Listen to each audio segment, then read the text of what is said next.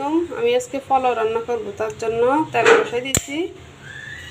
এখান দিয়ে পোলাও চাল ধুয়ে পানি ঝরাইতে দিছি। এখান দিয়ে গরম মশলা নিয়েছি, তেজপাতা, এলাচ এবং দারচিনি। এখান দিয়ে পেঁয়াজ কুচি নিয়েছি। এখন পেঁয়াজ দিয়ে দিব তেলে। আমি পেঁয়াজ তেলে দিয়ে দিছি। এখন একটু লাল করে ভেজে নিব। পেঁয়াজটা একটু বাদামি করে ভেজে নিতে হবে। এখন আমি গরম মশলাগুলো দিয়ে দিব। এখান দিয়ে আমি আদা ব্লেন্ডার করে নিয়েছি। এখন এখান থেকে 1 চামচ দিয়ে দিই, একটু পেঁয়াজটা লাল হয়ে যাবে।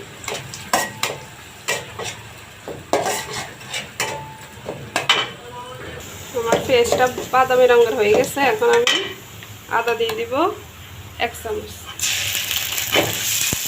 এখন আদাটা ভালো করে কষাইতে হবে। আদাটা একটু ভালো করে কষা আমি চাল দিয়ে দিব।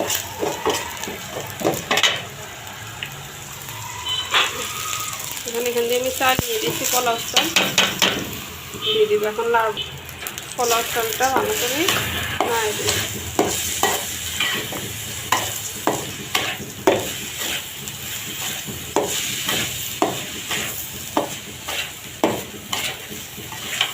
পোলাও চালটা একটু ভেজে নিই, তারপরে আমি গরম পানি দিয়ে দিব। পোলাও চালটা ভালো করে ভেজে নিব, যাতে পোলাওটা ঝরঝর হয়। চালটা ভালো করে ভেজে আমি যে পাত্রে চাল মেপেছি তার ডবল পানি দিয়ে দিব।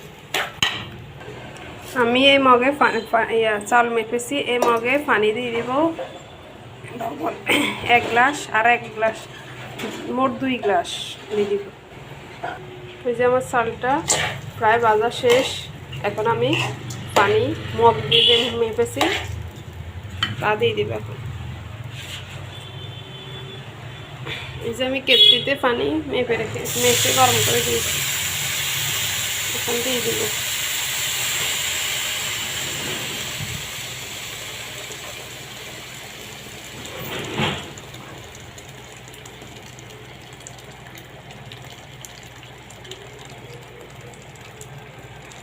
আমি 2 গ্লাসের একটু 2 জগের একটু কম দিব পানি, যেহেতু আমার চালটা নতুন চাল।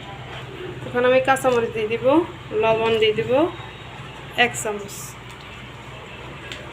এখন ভালো করে নাড়তে হবে।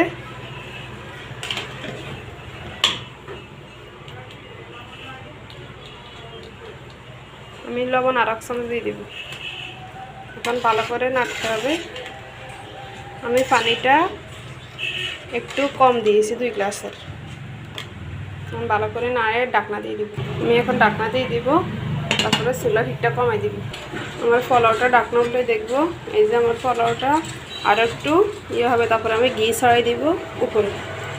আমার পোলাওটা এখন দেখব, এই যে পোলাওটা ফ্রাই হয়ে গেছে। এখন ঘি দিয়ে দিব।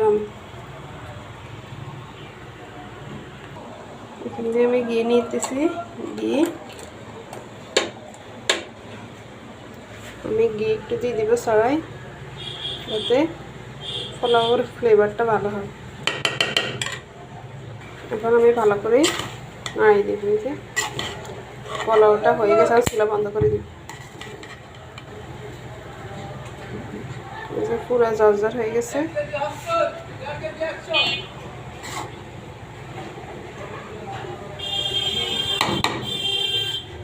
পুরো ঝরঝর হয়ে গেছে পোলাওটা।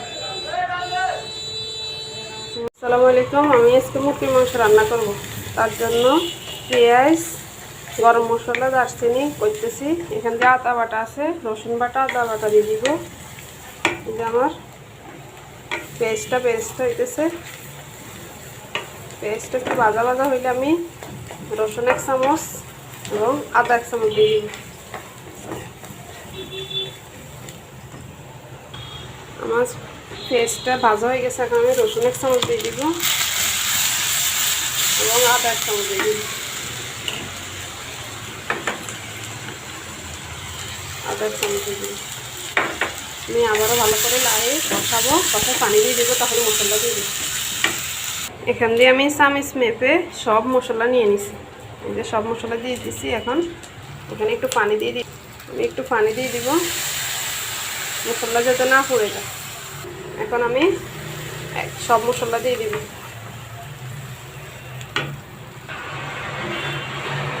আমি সব মশলা নিয়ে নিচে দিয়ে দেবো। এখন আবারও ভালো করে নাড়তে হবে। তারপরে আমি মশলাটা কষানো হইলে মুরগি কেটে দিয়ে পরিষ্কার করে দিয়ে দিব। এই যে আমি মশলা কষানো শেষ। এখন আমি মুরগা কেটে দিয়ে পরিষ্কার করে নিছি, এখন দিয়ে দিব। মুরগাটা ভালো করে লাড়তে হবে। আমি কষায় গরম পানি দিয়ে দিব, ভালো করে লাড়তে হবে। এখন আমি ঢাকনা দিয়ে দিব। এই যে আমি ঢাকনা দিয়ে দিব, মুরগাটা কষানো হোক, তারপরে গরম পানি দিয়ে দিব। আমার মাংসটা উল্টে দেখবো। এই যে আমার মাংসটা কষানো প্রায় শেষ। এখন আমি একটু নাড়িয়ে দিব। এখন আমি আলু কুটে রেখেছি, ওগুলো দিয়ে দিব। কুটে দই পরিষ্কার করে রেখেছি, এখন দিয়ে দিব আলুগুলো। এখন আমি গরম পানি বসা দিয়েছি, আলুটা একটু কষানো হোক মাংসের সাথে, তারপরে আমি গরম পানি দিয়ে দিই।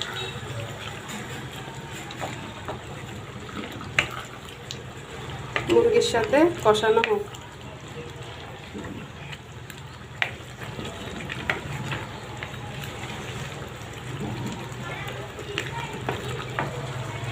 মুরগির মাংসটা ভালো করে কষাই, তারপরে পানি দিয়ে দিব। আমার মাংস কষানো এখানে হইতেছে। এই দিক দিয়ে আমি গরম পানি বসাইছি মাংসের জন্য দেওয়ার জন্য। মুরগির মাংসটা একটু ভালো করে নাড়ি এখন গরম পানি দিয়ে দিব।